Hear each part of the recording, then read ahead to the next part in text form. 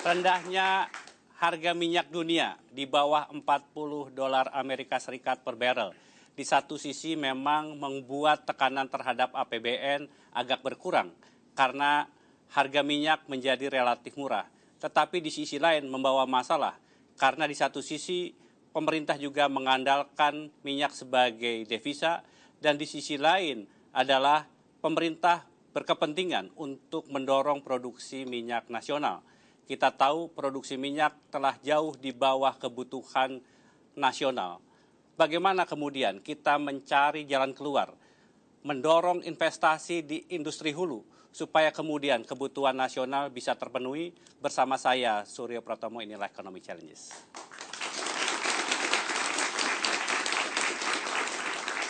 Dan untuk membahas masalah ini, saya telah mengundang 3 orang narasumber. Yang pertama adalah Kepala Satuan Khusus Minyak dan Gas, Bapak Amin Sunaryadi. Pak Amin, terima kasih telah hadir.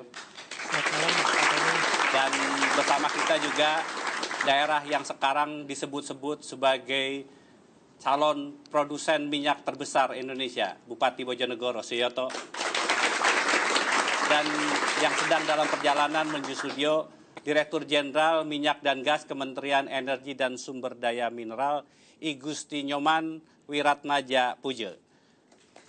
Bapak-bapak, kita ingin membahas bagaimana menjaga energi bangsa. Namun sebelum kita mulai diskusi, mari kita lihat tayangan berikut ini.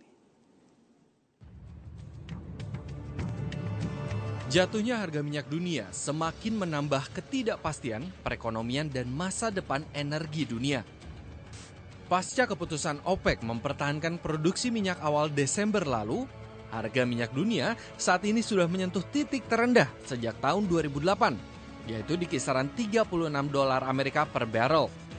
Dengan harga minyak di bawah 40 dolar Amerika per barrel, banyak perusahaan minyak akan segera gulung tikar karena tidak lagi menguntungkan secara bisnis. Pasalnya, hanya kawasan kaya minyak seperti Timur Tengah yang sanggup memproduksi minyak dengan ongkos produksi kurang dari 40 dolar Amerika per barrel.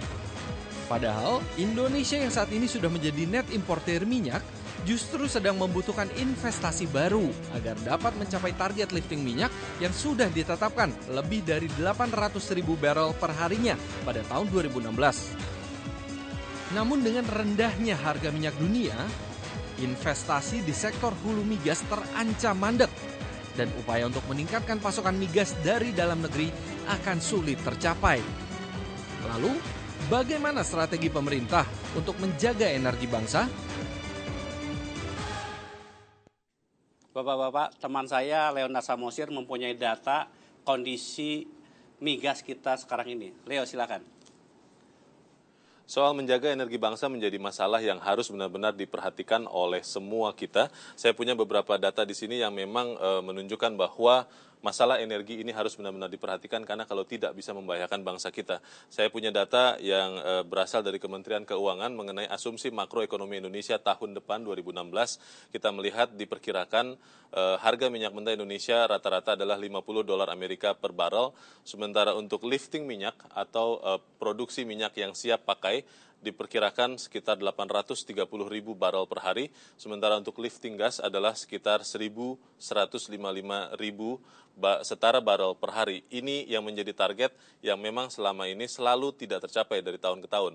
Kita melihat kebutuhan yang sangat besar untuk energi dibarengi dengan kondisi turunnya harga minyak mentah dunia. Kalau saya punya data di sini, pemirsa yang bersumber dari Bloomberg, bagaimana harga minyak mentah di New York, West Texas Intermediate, kalau kita melihat di tahun 2008, waktu itu kalau kita masih ingat, masih menyentuh level 147 dolar Amerika per barrel, maka ketika menyentuh 2015, kita melihat kejatuhan harga minyak mentah yang luar biasa dalam, dan kita melihat di hari-hari belakangan ini data pada tanggal 11 Desember 2015, harga minyak mentah tinggal 35,62 dolar Amerika per barrel.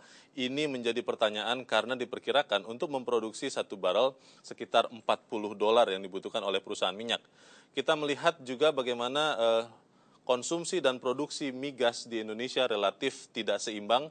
Ini data yang kami peroleh dari tahun 2000 hingga 2004. Kita melihat data konsumsi energi migas, minyak dan gas untuk energi Indonesia yang berwarna oranye makin lama makin tinggi. Kita lihat di sini di atas. Sementara yang berwarna biru adalah produksi migas. Kita melihat bahwa di sekitar akhir 2003 atau tahun 2004, Indonesia menjadi negara yang lebih banyak mengimpor minyak daripada produksi minyak.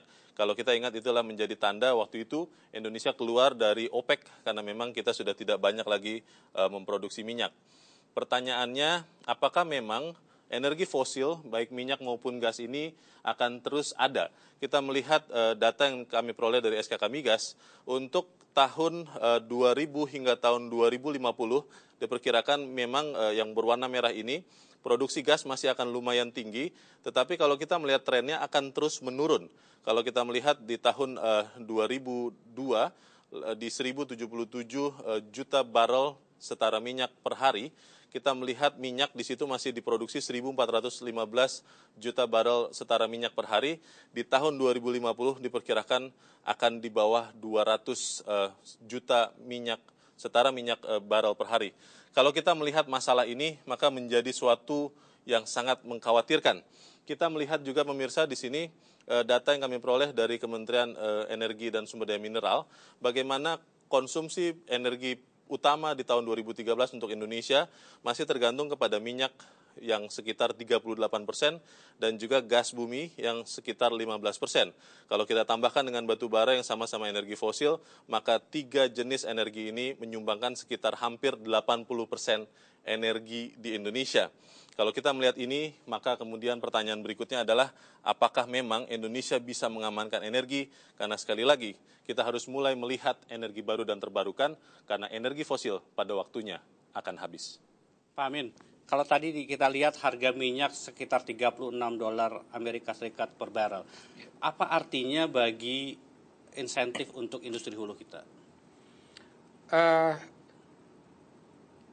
Bisnis yang berat karena harga minyaknya rendah, kemudian investasi turun, kemudian harga-harga services akan bersaing turun. Jadi memang dilihat secara umum ini adalah bisnis yang sedang menurun karena harga minyak turun. Tapi bagi explorer ini saatnya melakukan eksplorasi, karena eksplorasi itu hanya akan mengeluarkan biaya, belum akan mendapatkan revenue. Jadi kalau harga-harga services sedang turun, maka biaya eksplorasinya akan turun. Apakah itu tercermin dalam investasi, baik itu untuk industri eksploitasi dan eksplorasi? Nah, kebetulan kalau dari data itu tidak. Untuk yang produksi nilai investasinya menurun. Untuk paling tidak tahun 2016 ini menurun dibanding yang diharapkan. Berapa besar Pak penurunannya Pak? Dari turun sekitar 1,5 miliar dolar. Kemudian kalau untuk eksplorasi relatif sama. Apa yang insentif yang diberikan supaya kemudian minat melakukan investasi itu tetap tinggi Pak? Dari sisi SKK Migas akan membantu pengurusan perizinan yang lebih mudah, membantu memfasilitasi berhubungan dengan masyarakat. Tapi yang menurut kami diperlukan oleh mereka itu adalah dari aspek perpajakan. Untuk para explorer, perusahaan-perusahaan eksplorasi ini akan menarik kalau mereka diberi insentif berupa dari sisi perpajakannya. Jadi kemudahan dari perpajakan, kemudian tax holiday itu dari analisa kami akan memberikan dampak yang paling besar.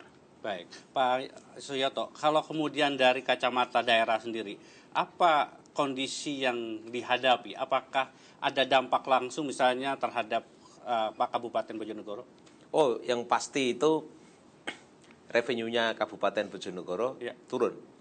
Jadi sebagai gambaran tahun 2015 itu di akhir 2014 Bojonegoro itu mendapatkan prognosa kira-kira 2,6 triliun. Kami pasang 1,1 triliun di APBD, ternyata realisasinya kurang dari 900 miliar.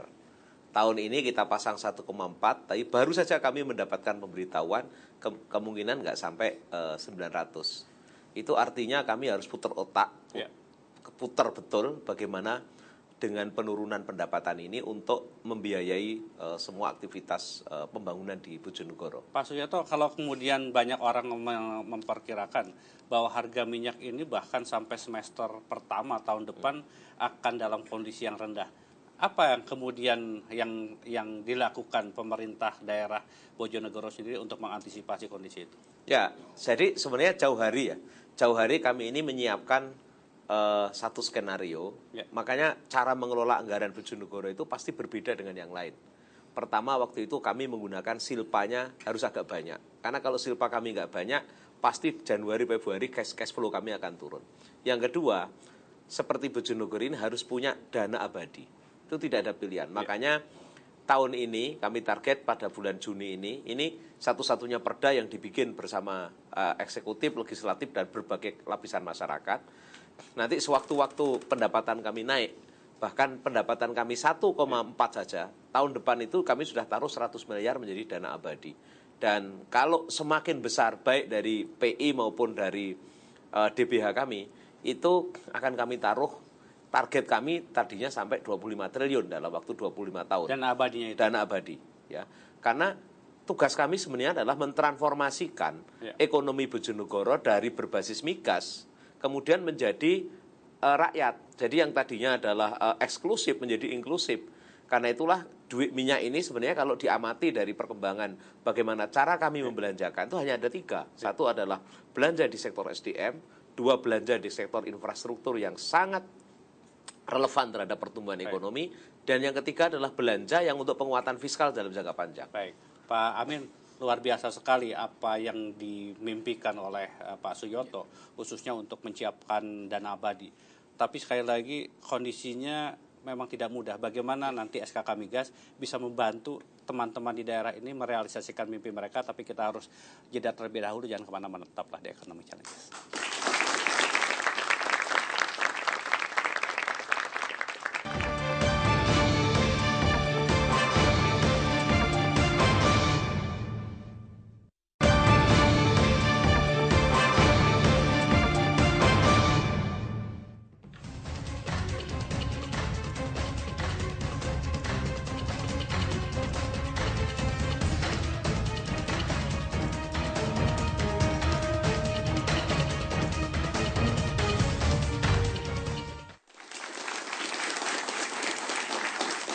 Terima kasih Anda masih di Economic Challenges dan telah hadir bersama kita Direktur Jenderal Minyak dan Gas I Gusti Nyoman Wiratmaja Pujo. Pak Wirat, terima kasih. Saya ingin melanjutkan diskusi kita tadi. Pak Amin, ini kan negara ini punya tugas yang luar biasa untuk mendorong pertumbuhan. Daerah juga punya mimpinya sendiri. Tadi Pak Suyoto menyampaikan bahwa Bojonegoro ini ingin punya dana abadi sampai 25 triliun untuk membuat masyarakat di daerahnya itu lebih berdaya. Nah, dalam kondisi seperti sekarang, tekanan terhadap harga minyak dunia seperti itu, apa yang bisa dibantu oleh SKK Migas supaya mimpi negara dan mimpi daerah itu bisa tercapai? Mungkin tepatnya bukan dibantu SKK Migas, tapi bekerja sama antara pusat dan daerah, termasuk antara SKK Migas dengan Pemda. Jadi yang diperlukan adalah bagaimana memfasilitasi para perusahaan-perusahaan migas ini supaya eksplorasinya bisa cepat dan murah.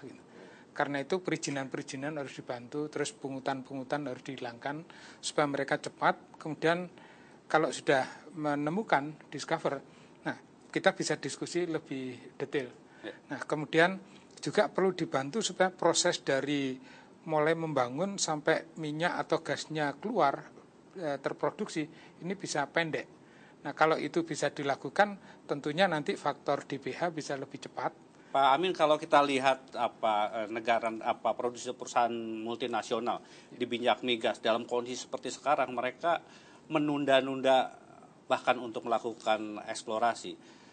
Apakah itu kemudian bisa diberikan, apalagi dengan penurunan harga minyak lebih panjang itu, apakah mereka akan betul-betul tetap dengan komitmennya? Yang saya lihat tidak. Mereka selalu menghitung dengan melihat kondisi yang ada. Jadi kondisinya harganya menurun, mereka hitung lagi portofolionya. Ada yang di luar terutama, bukan di Indonesia, mereka sudah layoff ribuan orang. Kemudian di Indonesia ada yang merubah portofolionya, jadi lapangan yang ini dijual, kemudian dia fokuskan asetnya ke lapangan yang satunya. Nah, mereka lakukan seperti itu dengan kalkulasi-kalkulasi mereka sendiri. Ya. Pak Wirat, kita sedang berbicara mengenai bagaimana mendorong produksi dan juga mendorong investasi. Tetapi ada sesuatu yang kurang menguntungkan. Harga minyaknya yang tidak cukup merangsang perusahaan untuk melakukan eksekusi itu. Apa kemudian pikiran-pikiran yang muncul di kementerian untuk mensiasati kondisi yang tidak menguntungkan ini, Pak? Betul, Mas. Memang sekarang industri hulu migas agak slow down karena harga minyak dan gas yang relatif turun ya. Di sisi pemerintah kita menyiapkan berbagai kiat dengan salah satunya mengenhance bagian eksplorasi. Kita sisir lagi insentif-insentif apa yang bisa kita lakukan, kita berikan ke industri hulu migas untuk eksplorasi tetap bisa berjalan walaupun harga minyak lagi turun. Di sisi produksi juga demikian, berbagai hal kita lakukan, insentif-insentif apa kita siapkan semuanya di sana. Apa Begitu. jawaban terhadap fakta bahwa kebutuhan energi khususnya dari minyak toh tetap akan tumbuh sekitar 10% per tahun. Sementara tadi Pak Wirat menyampaikan minatnya itu menurun. Betul. Apa skenario terburuk sebetulnya yang harus kita antisipasi, Pak? Di sini sebenarnya seninya Indonesia. Indonesia di sisi satu adalah sebagai produsen yang agak slowing down karena harga murah. Di sisi lain, di sisi hilir kita kan importir minyak ya. Jadi malah di sini bergairah di sisi hilir. Di sini yang kita seimbangkan. Sekarang investasi di sisi hilir sedang banyak sekali bergerak. Misalkan di kilang banyak sekali investor-investor yang datang ke kita untuk ingin invest di kilang, ingin invest di storage. Malah ada yang ingin invest di distribusi juga, begitu. Pak Suyoto, Bojonegoro ini akan menjadi salah satu andalan. Seberapa majunya atau progresnya sejauh mana sebetulnya untuk bisa memenuhi kebutuhan produksi maksimal? Ya, sebenarnya menarik Bojonegoro ini ya. Pertama kalau kita lihat itu yang disebut sumur tua ada, yang sudah mengeluarkan GOB Pertamina Petrocina ada di Bojonegoro. Sekarang yang primadona disebut Blok Cepu. Ini juga yang sekarang per hari ini sekarang udah hampir 80-90. Kalau ini nanti flaringnya disetujui dengan cepat, saya yakin 3-4 bulan lagi bisa sampai 180. Dan bahkan ada peluang mau 225 pun bisa. Tergantung keputusan kita sekarang. Kalau 225 kan tinggal fasilitas IPF-nya dipakai, semua fasilitas dimaksimalkan, bisa 225. Masih ada blok lagi namanya blok Nona, ada blok Beluro yang kebetulan ada di 2 kecamatan. Nah untuk itu, saya setuju sama Mas Amin tadi itu, sinergi. Karena apa? Karena apapun, Indonesia ini memerlukan ketahanan energi. Kebutuhan energi kita harus dipenuhi. Ketahanan energi harus dibikin. Karena nggak bisa misalnya, sekarang kita lagi turun, wah kita nggak usah dieksplorasi dah, nggak usah investasi. Tahu-tahu nanti naik baru kalang kabut semua. Karena itu menurut saya kuncinya adalah bagi kami di Bojonegoro, kami akan dukung all out. Eksplorasi harus terus jalan, eksploitasi harus terus jalan. Dari sisi sosial kami terus akan dukung. Dan sebenarnya kalau dari sisi perizinan sangat simpel. Wong izin di PMK itu cuma 3 sebenarnya. Cuma IMB, HO, rekomendasi juga izin lokasi juga rekomendasi. Yang lain sebenarnya hampir tidak ada di pemerintah kabupaten. Baik, Pak Amin, berapa sebetulnya yang diharapkan nanti produksi dari Bojonegoro untuk kebutuhan nasional? Untuk sementara ini yang ditargetkan angkanya sampai Januari 2016 itu 130.000 barrel. Jadi sekarang masih startup, terus naik sampai... Dengan 130.000 barrel dari Bojonegoro, total produksi kita berapa, Pak? Untuk 2016 itu 826.000 barrel. Sementara kebutuhan 1,5 juta barrel. 1,6 juta barrel. Nanti kita akan bahas lebih lanjut, Pak Wirat, bagaimana betul-betul kita mengenjot produksi kita. Tapi kita harus jeda terlebih dahulu, jangan kemana-mana, tetaplah di Ekonomi Challenge.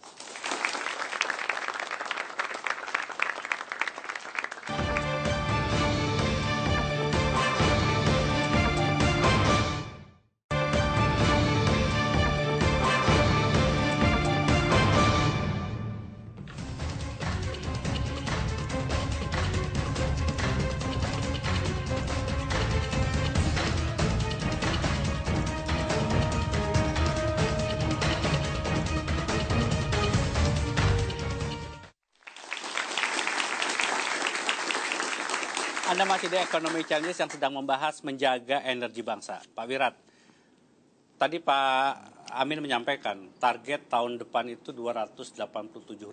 Sementara kebutuhan nasional 1,6 juta barrel per hari. Ini kan ada kesenjangan hampir 50% ini. Apalagi yang bisa dilakukan untuk memenuhi kebutuhan nasional yang semakin lama semakin tinggi ini? Iya, betul Mas. Memang produksi kita ada batasnya, terbatas, dan kebutuhan kita hampir 2 kalinya. Outlook tahun depan kan sekitar tahun depan sekitar 1,6 juta barel. Saat ini kita penuhi dengan impor, dan berikutnya juga kita sudah menetapkan akan B20 ya, dengan nabati 20. Itu akan mengurangi jumlah impor. Di sisi lain juga kami sebagai pemerintah bersama-sama dengan Pertamina menjalin hubungan yang baik dengan produsen-produsen minyak, negara-negara produsen minyak untuk long term commitment, sehingga menjamin supply kita untuk jangka panjang. Itu untuk ketahanan energi nasional kita. Apakah ada kebijakan perubahan kebijakan supaya kemudian orang tetap bersemangat? Karena terus terang kami dari masyarakat mengkhawatirkan niatan dari para perusahaan untuk melakukan eksplorasi sekalipun, padahal kita membutuhkan cadangan minyak yang approval itu begitu tingginya, Pak Wirat. Betul. Salah satu yang sedang kita lakukan sekarang untuk menggenjot eksplorasi adalah pembentukan Komite Eksplorasi Nasional yang diketuai oleh Pak Andang. Salah satu rekomendasinya adalah merevisi PP 79. Di sana di PP itu akan banyak sekali hal-hal yang bisa kita lakukan untuk memberikan semacam insentif untuk industri hulu migas, untuk menggairahkan kembali eksplorasi. Apa secara spesifik insentif yang ditawarkan? Spesifik misalnya adalah yang sekarang menggunakan POD basis, nanti ke depan kita menggunakan block basis, sehingga pengembangan eksplorasi akan lebih terjamin dan lebih bergairah industri hulu migas. Pak Amin sebagai orang yang SKK Migas ini kan berhubungan langsung dengan para investor. Kemudian dari komunikasi dengan mereka, apalagi yang dibutuhkan untuk membuat mereka tetap bersemangat melakukan investasi, eksploitasi maupun eksplorasi? Jadi kalau mendengarkan suara dari kawan-kawan K3S, terutama yang disampaikan oleh IPA, Indonesian Petroleum Association, itu memang dari perpajakan, itu mereka perlu insentif. Kemudian dari kepastian atau compliance atau kepastian aturan yang sudah disepakati. Jadi kalau di dalam kontrak kerjasamanya sudah berbunyi demikian, nah harus diikuti. Itu yang sangat diharapkan. Kemudian juga dari investment kredit ataupun dari kredit yang lain gitu. Itu yang diharapkan. Pak Suyato, kalau kemudian dari kepentingan daerah, apa sih mimpi daerah yang lain dalam kaitan mendorong produksi migas nasional? Karena saya tahu Bojonegoro mempunyai mimpi untuk menjadi lumbung pangan dan lumbung energi nasional. Gini, jadi saya ingin sebelum masuk ke situ ya, ini ada momentum juga. Tadinya di dalam kami masyarakat itu, terutama kayak kami di daerah Bojonegoro, itu selalu berpikir bahwa operator minyak itu untungnya banyak. Wah, kejadian ini membuat kita kemudian tersentak kan. Oh, ternyata operator minyak itu juga bisa rugi gitu. Jadi tadinya kan semua orang berpikir bahwa ini untung gitu, sehingga semua orang ingin datangi, kalau perlu semua orang ingin ganggu gitu kan. Sekarang harus out the box ya berpikir. Sekarang enggak. Sekarang ini bagi saya juga momentum untuk menjelaskan kepada seluruh rakyat saya bahwa ternyata ada risiko rugi loh. Jadi jangan dibayangkan bahwa minyak itu akan untung terus. Nah, kalau begitu berarti apa yang bisa membuat operator itu untung? Maka kita harus dukung. Nah, tentu apa yang bisa membuat bersamaan dengan itu daerah untung? Daerah itu kan untung pertama, justru kalau terjadi eksplorasi itu untung karena ada menyerap tenaga kerja. Yang kedua ada peluang bisnis di daerah. Karena itu sebenarnya daerah mendapatkan keuntungan.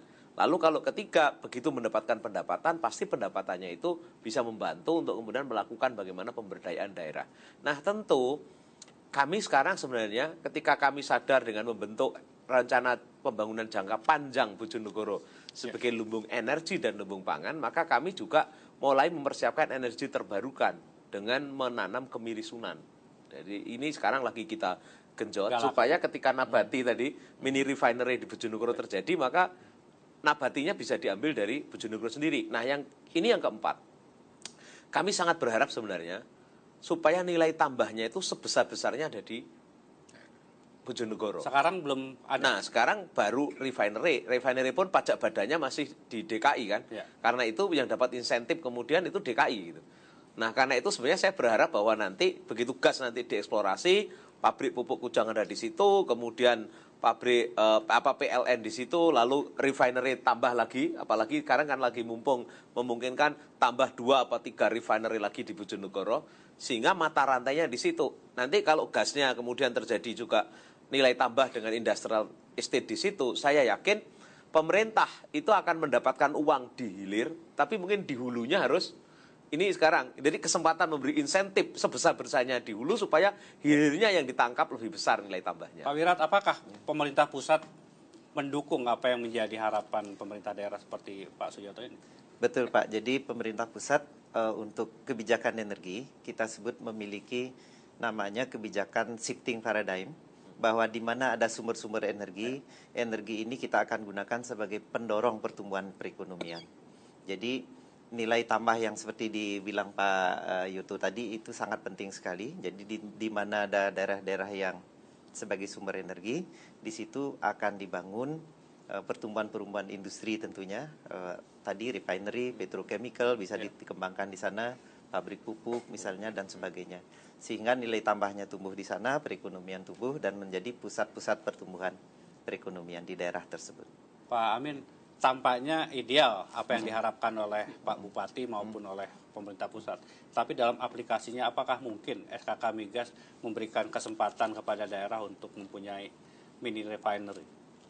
Beberapa hal mungkin. Sebenarnya yang mengambil keputusan tentunya dari Menteri SDM kan. Ya. Tapi usulan kan dari SKK Migas. Jadi kami lihat beberapa hal seperti misalnya mini refinery itu mungkin dilakukan, kemudian perlu dikaji dulu hubungannya dengan supply ke Pertamina, kemudian nanti off-takernya juga Pertamina. Ya. Nah, sepertinya kalau Bojonegoro pasti mungkin. Tapi apakah pemahaman seperti yang disampaikan oleh Pak Amin itu ada pada semua pejabat di negeri ini sehingga kemudian tidak ada pemikiran bahwa jangan-jangan ada hengki-pengki, ada kong-kali-kong, ada hal-hal yang merugikan negara. Apakah itu menjadi kekhawatiran di SKK Migas?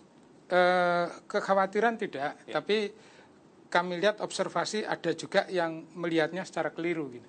Jadi misalnya dibuat mini refinery, kemudian nanti kan minyak yang dialirkan ke Pertamina jadi berkurang walaupun sedikit ya untuk ukuran Pertamina. Kemudian nanti dihitung-hitung terus dianggap ini keliru. Ini dihitung merugikan keuangan negara gitu. Jadi yang ada seperti itu. Jadi ini tidak mengkhawatirkan, tapi untuk mengeduket pejabat baik di pemerintah, di auditor maupun di penegak hukum ini tidak mudah. Karena faktor mindset yang selalu mengatakan hal yang out of the box untuk membangun perekonomian daerah yang berarti perekonomian negara ini tidak mampu mereka lihat.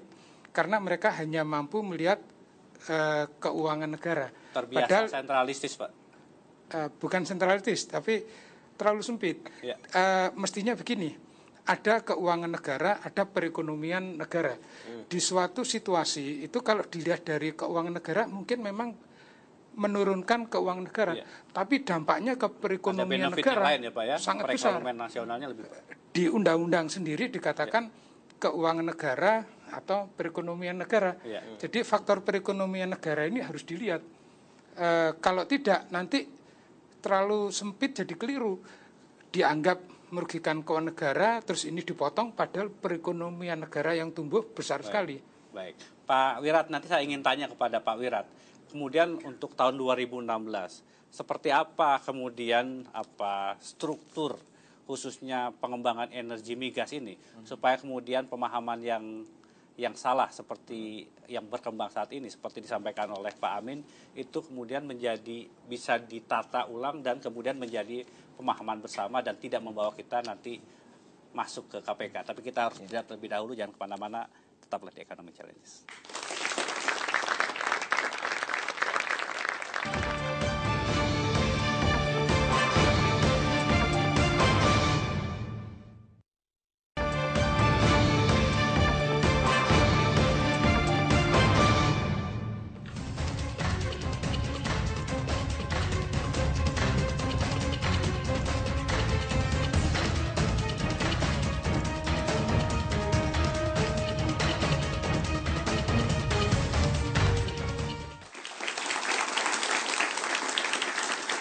Terima kasih Anda masih di Economic Challenges. Pak Wirat, sekarang kita ingin melihat 2016. Seperti apa gambaran besar pembangunan industri migas kita tahun depan, Pak? Ya, Mas, kalau kita lihat 2016, di sisi satu adalah hulu ya, kedua adalah hilir, dan di tengah-tengah ini ada infrastruktur. Jadi tahun 2016 ini, hulu tadi Pak Amin sudah cerita, hilir juga sudah saya ceritakan sedikit, bergairah sekali. Nah, yang intinya di tengah ini sekarang infrastruktur. Jadi 2016 ini kita harus membangun infrastruktur yang secara masif dan bisa mengkoneksikan seluruh Indonesia. Sehingga pembangunan perekonomian ada di barat dan di timur itu lebih merata. Apa yang secara spesifik akan dilakukan, Pak? Jadi di tahun 2016 ini kita akan membangun berbagai infrastruktur, tentu ada dari dana APBN, kita mendapat anggaran APBN sekitar 2 triliun untuk membangun berbagai fasilitas, misalnya sistem perpipaan, di timur kita membangun depo-depo minyak untuk di daerah timur, di kota-kota kita membangun jargas, 85.000 sambungan jargas kita bangun, SPBG juga kita akan bangun, juga terus membangun depo-depo LPG, untuk Papua, Maluku, dan daerah-daerah timur sehingga perkembangannya lebih merata. Di sisi lain juga kita mengundang investor-investor untuk membangun pipa Trans Jawa, Trans Sumatera, dan juga Jawa sampai ke selatan. Pak Wirat, kalau kemudian menjawab harapan disampaikan oleh Pak Suyoto, tetapi tadi Pak Amin menjelaskan betapa perlunya ada penataan ulang pemahaman kita mengenai keuangan nasional dan perekonomian nasional. Bagaimana kemudian hal seperti ini bisa disampaikan supaya kemudian kita tidak keliru dalam melihat permasalahan? Betul, sangat betul sekali. Jadi kita perlu sering-sering bersama-sama berdiskusi bersama-sama. Kalau kami kan langsung biasanya Pak Menteri lewat Pak Menko untuk menggather semuanya untuk menyamakan persepsi sehingga daerah lebih berani mengambil keputusan dan kita juga di pusat kerjasamanya lebih cepat membangun infrastruktur untuk pertumbuhan ekonomi, Mas. Baik, Pak Amin, kalau boleh menunjuk kesalahan pemahaman seperti disampaikan oleh Pak Amin terbanyak ada di eksekutif sendiri atau kemudian di legislatif atau di yudikatif? Di eksekutif, tapi yang di daerah enforcement. Ya. Jadi baik itu penegakan hukum maupun di audit. Jadi karena terdidik bahwa korupsi adalah merugikan keuangan negara. Ya. Padahal di undang-undang jauh lebih luas definisinya, sehingga aparat itu menjadi tidak bisa membedakan mana kekeliruan, mana kejahatan. Ya. Nah, dampaknya ke kawan-kawan di daerah maupun di kementerian. Jadi ngambil keputusan takut. Ini di sisi hulu migas juga kelihatan bahwa takut ngambil keputusan. Karena ditakut-takutin, oh ini nanti merugikan keuangan negara. Betul. Padahal itu hanya kekeliruan, bukan suatu kejahatan. Kalau kejahatan memang harus dipidanakan. Kalau kekeliruan mestinya bukan pidana. Sebagai mantan orang KPK, Pak, kemudian bagaimana mengedukasi pemahaman supaya kemudian kita bisa membedakan jangan semua dianggap jahat, tetapi kadang-kadang memang ada yang keliru bukan karena jahat. Wah ini, tapi memang gini, kita mesti ngelihat ke lapangan. Ya. Kenyataannya itu yang paling banyak kita hadapi, kita bisa tanya ke semua orang kan. Yang paling banyak itu faktor-faktor merugikan keuangan negara atau yang jenis-jenis suap menyuap, terima sogok atau kickback, yang jenis itu. dari survei yang saya punya di banyak tempat dan banyak responden, itu yang paling banyak di lapangan adalah yang jenis suap penyuap. Unfortunately, auditor maupun penegak hukum kita itu tidak dilatih untuk menghadapi yang seperti itu. Jadi hanya terlatih dan terdidik untuk menghitung kerugian kenegaranya sekian. Terus dicari-cari kekeliruan prosedur, kekeliruan proses. Nah, nanti kena yang di situ. Tapi yang jenis-jenis kejahatan tadi, yaitu tadi secara teknikal mereka nggak punya kemampuan untuk mengungkap itu. Jadi nggak terungkap. Pak Suyoto, dengan kondisi seperti sekarang, daerah sendiri melihat 2016 seperti apa? Pas, kalau saya lihat ya, saya ini kan orangnya selalu optimis ya. Tapi saya ingin juga mengusulkan dalam suasana ekonomi seperti ini jangan sering-sering bicara efisiensi. Lebih baik bicara efektivitas. Membangun infrastruktur tadi itu harus bicara efektivitas. Duit boleh keluar, tapi asal efektif nggak apa-apa. Apalagi bagian pemerintah seperti kita ini. Bagian pemerintah seperti kita ini itu tidak boleh terlalu ngitung efisiensi. Itu bagiannya perusahaan tuh yang ngitung. Swasta-swasta itu boleh efisiensi. Tapi infrastruktur yang strategis yang memang harus dibangun oleh pemerintah, dibangun berapapun biayanya. Tidak lagi ngomong efisiensi, wah ini nggak efisien.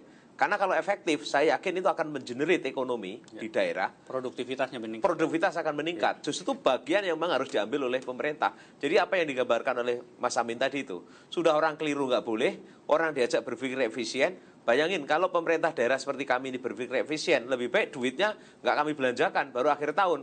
Kalau ditabung deposito dapat duit kan, dapat untung lagi gitu kan. Nah karena itu jangan sering-sering bicara efisiensi menurut saya negara ini.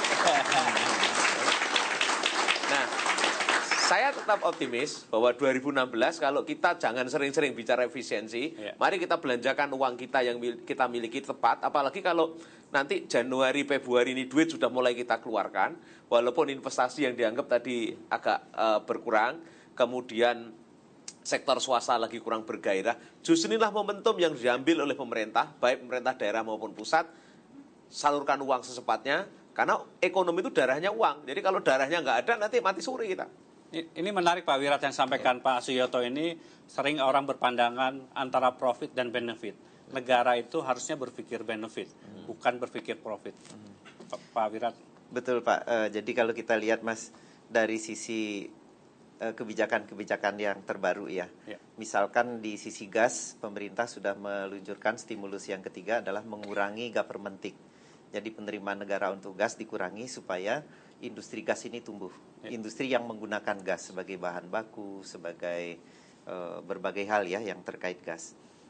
Demikian juga untuk pembangunan infrastruktur. Bagian-bagian infrastruktur di mana tidak ekonomis, kalau dihitung untung apa tidak, itu negara yang akan membangun. Bagian-bagian yang sudah ekonomis kita dorong swasta yang membangun. Sehingga nanti pembangunan infrastruktur bisa masif. Tahun 2015 berapa persen pencapaian di pembangunan industri migas yang seperti direncanakan Pak? Tahun 2015 ya. Tahun 2015 ini cukup banyak yang infrastruktur yang sedang dibangun. Kalau yang dibangun dari dana APBN saat ini pembangunannya rata-rata mencapai sekitar 80%. Ada beberapa yang gagal lelang. Kemudian kalau yang dari badan usaha, misalkan pipa dari Gresik ke Semarang sekarang sudah sekitar 70% pembangunannya. Tahun depan kita akan lanjutkan dari Semarang ke Cirebon misalnya gitu ya. Seberapa besar Pak Wirat lebih optimistis 2016 lebih baik daripada 2016 lebih baik dari tahun 2015? Dari sisi optimisme ya, 2016 kita memiliki perencanaan yang lebih baik. Saat ini kita rencanakan jauh lebih baik. Dari sisi dana yang dari APBN, lelang-lelang sudah kita lakukan di Kementerian ESDM, lelangnya sudah berjalan dan sudah ada banyak pemenang, sehingga tahun depan itu mulai Januari itu sudah mulai bergerak. Sedangkan tahun lalu kita baru lelang bulan Juli, baru bulan Agustus baru lelang. Sekarang bisa dari awal tahun Pak? Dari awal tahun akan sudah bergerak. Baik. Pak Amin, kalau dari SKK Migas sendiri 2016 ditargetkan berapa investasi di eksploitasi dan eksplorasi? Eksploitasi sekitar 15 miliar dolar. Maaf, 13,5 miliar dolar. Kemudian untuk eksplorasi sekitar 1,4 miliar dolar. Kalau tadi misalnya pimpinan Chevron bertemu dengan Wakil Presiden Yusuf Kala dan menyampaikan keluhan, apakah keluhan itu disampaikan juga kepada SK Migas? Yang disampaikan ke Pak Wapres terus terang saya tidak tahu karena saya belum diceritain. Tapi dari Chevron memang bukan hanya Chevron, K3S yang lain juga menyampaikan keluhan. Antara lain keluhan yang disampaikan itu urusan penegakan hukum. Jadi kasus yang ditimpa Chevron bioremediasi itu memang menurut saya aneh. Aneh dalam arti tidak bisa membedakan mana kekeliruan, mana kejahatan. Padahal tindak pidana itu untuk kejahatan. Kalau kekeliruan seperti itu bukan domainnya kejahatan. Ini repotnya nanti begini, masyarakat atau aparat pemerintah jadi sulit membedakan ini yang nggak boleh, ini kekeliruan atau kejahatan. Karena nggak tahu, kemudian takut, lebih baik do nothing. Nah kalau negara do nothing, negara akan rugi besar. Nah itu antara lain yang dikemukakan oleh Chevron. Tentu yang lain-lain juga banyak masalah konsistensi yang tadi sudah saya sampaikan, kepastian atau konsistensi. Jadi karena di beberapa K3S ini ada yang sekarang uangnya tertahan di pengadilan perpajakan karena kasus yang kalau saya lihat juga aneh. Jadi masalah PBB untuk eksplorasi itu kalau berperkara di pengadilan pajak kan harus bayar uangnya dulu 50%. Nah padahal ketentuan harus membayar PBB pada saat eksplorasi itu pun sudah dibatalkan oleh Menteri Keuangan. Tapi perkaranya masih terkatung-katung di pengadilan perpajakan. Nah hal-hal seperti ini yang dikeluhkan oleh para K3S termasuk Chevron. Baik, ini ada contoh-contoh yang menarik sampaikan oleh Pak Amin tadi. Tapi 2016 kita tetap harus berjalan.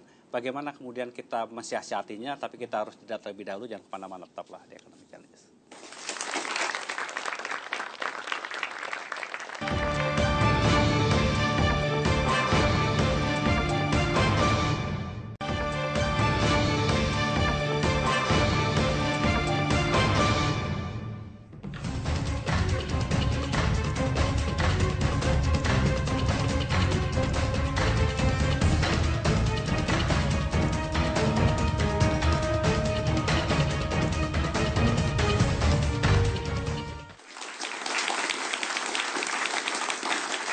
Kita di bagian terakhir dari diskusi kita malam hari ini, Pak Suyoto, kalau tadi mendengar penjelasan Pak Amin, betapa memang di satu sisi kita ingin mendorong masuknya investasi, tapi di sisi lain banyak hal-hal yang masih abu-abu, yang membuat orang takut untuk melakukan eksekusi. Seperti apa di Bojonegoro sendiri? Apakah Pemda menakut-nakuti investor juga? Kalau saya lihat ya apa yang disampaikan Mas Amin, itu kami juga ngadepi di Bojonegoro. Karena itulah kemudian kami punya istilah, bagaimana duduk bareng-bareng. Kita bicara bahwa pusat, provinsi, daerah, operator masyarakat sesungguhnya punya kepentingan yang sama. Nah, ketika kita menempatkan kepentingan yang sama itu, kita akhirnya menemukan apa yang kami sebut dengan sinergi holistic approach. Masalah ini ternyata harus diselesaikan dari technical. Ini bisnis. Ini ternyata legal approach. Yang ini kemudian adalah soal social approach. Bagaimana kemudian disinergikan semua. Yang menjadi problem kadang-kadang adalah kita ini tidak ada yang mau menjadi diligent untuk melakukan adjustment, alignment. Karena ini kan problemnya bagaimana diselaraskan kan. Nah kalau apa yang disampaikan Mas Amin tadi itu dibiarkan jadi wacana, tidak ada yang mau mengambil inisiatif untuk menyelaraskan, menyelesaikan, ya saya kira hanya akan jadi wacana. Pada kasus di daerah yang kami hadapi ketika kami mengawal misalnya Sumur Tua, mengawal Blok Cepu, nanti kami harus mengawal Tiong Biru ini yang baru gas, dulu juga ngawal GOB Pertamina Petrocina. Yang kami lakukan adalah membentuk forum bersama, semua terlibat, optimalisasi, lalu kemudian kita bicarakan bareng-bareng. Harus ada, kita harus bicara sekarang, siapa yang meng-alignment semua ini, semua masalah diungkapkan. Saya dengar Pak Bupati langsung turun dan memimpin kalau ada hal-hal yang menjadi kendala di lapangan. Itu tanggung jawab saya sebagai kepala daerah. Karena kalau ada konflik, ada apa, otomatis panglima tertingginya di daerah adalah bupati. Dan terus terang kami mendapatkan pelajaran yang sangat berharga, tapi itu juga sekaligus menumbuhkan optimisme. Sesungguhnya masalah apapun di bangsa ini, itu bisa kita selesaikan. Karena siapapun orangnya itu dengan mudah bisa diajak bicara. Gitu. Ketakutan kriminalisasi, apakah membuat Pak Suyoto juga khawatir? Yang kami lakukan kemudian adalah mengundang kejaksaan, mengundang kepolisian, bahkan di dalam grup WA pun kami masukkan semua informasi perdebatannya semua ikut. Misalnya sekarang kami lagi bicara soal sumur tua. Kita ada grup WA untuk bagaimana mengatai itu. Sekarang kami misalnya ada kasus tanah kas desa yang sudah diselesaikan. Semua stakeholder yang terkait kita masukkan, kejaksaan masuk, kepolisian masuk, bahkan inspektur saya mantan orang BPKP juga saya libatkan. Sehingga kalau ada apa-apa langsung tahu ini ada apa. Deteksi awalnya udah tahu dan gimana menyelesaikannya. Baik, Pak Wirat, bagaimana kemudian pengalaman Bojonegoro itu kita tarik ke tingkat nasional? Ya, itu sebenarnya contoh yang sangat bagus sekali apa yang terjadi di Bojonegoro. Di samping di koordinasi di daerah ya, koordinasi daerah dengan pusat juga, Bojonegoro ini sangat cair sekali selama ini. Setiap ada apa-apa Pak Bupati langsung datang kadang-kadang gitu ya, langsung diskusi dengan kita. Sangat cair sekali, jadi kalau ini bisa kita jadikan role model untuk tingkat nasional, bagus sekali. Dan ada beberapa daerah tahun juga depan akan lebih lancar semua masalah ini. Kita harapkan lebih lancar karena tahun depan perizinan dan regulasi juga kita akan sederhanakan. Misalnya di migas perizinan 60% sudah kita sederhanakan dan akan terus disederhanakan lagi. Hubungan daerah dengan pusat yang lebih cair akan membuat lebih cepat ya investasi bergerak. Baik, Pak Amin tadi menyampaikan betapa persoalan pemenuhan kebutuhan energi nasional itu tidak bisa hanya ditumpukan kepada SKK Migas. Ini adalah tanggung jawab kita bersama. Bagaimana kemudian Pak Amin bisa mengajak semua orang untuk sadar bahwa kebutuhan kita itu 1,6 juta barrel per hari dan kemampuan produksi kita yang memang kenyataannya 830 ribu barrel per hari. Menurut saya yang bisa dilakukan adalah komunikasi, diskusi, terus menjelaskan gitu. Kalau jurisdiksi SKK Migas hanya di hulu migas saja, dan itu sebagai pengawas pelaksana, bukan sebagai regulator. Tapi dari pengalaman 1 tahun ini, itu ternyata komunikasi dengan berbagai pihak, termasuk dengan yang bukan hulu migas. Artinya kami komunikasi dengan galangan kapal, dengan pabrik baja, dengan pabrik pipa, kemudian dengan penyedia kapal. Ini perlu dilakukan untuk sampai ke pemahaman yang sama terhadap suatu hal. Nah, mengenai kebutuhan energi ini juga harus dikomunikasikan seperti itu supaya sampai pada pemahaman yang sama. Bagian yang dikerjakan SKK hanya sebagian ini, yang lain dikerjakan oleh pihak lain sesuai bidang-bidangnya, tapi komunikasi yang harus dilakukan terus-menerus. Apakah ada gugus tugas khusus untuk menyelesaikan persoalan ini? Di SKK Migas tidak. Jadi keseluruhan operationnya SKK Migas di bawah kendali saya mengendalikan ini ke sana, ini menangani ini. Jadi gugus tugas khusus tidak, fungsi-fungsinya sudah ada, kemudian merekalah yang melaksanakan. Jadi tahun 2016 ini bagaimana kita harus melihat khususnya dari pembangunan industri migas, Pak? Kalau menurut saya akan lebih baik dibanding 2015. Dari SKK sendiri pasti lebih baik karena tahun 2015 kami baru bisa menggunakan anggaran kami bulan Juli. Untuk 2016 kami sudah mulai persiapan pelelangan, jadi sudah bagus.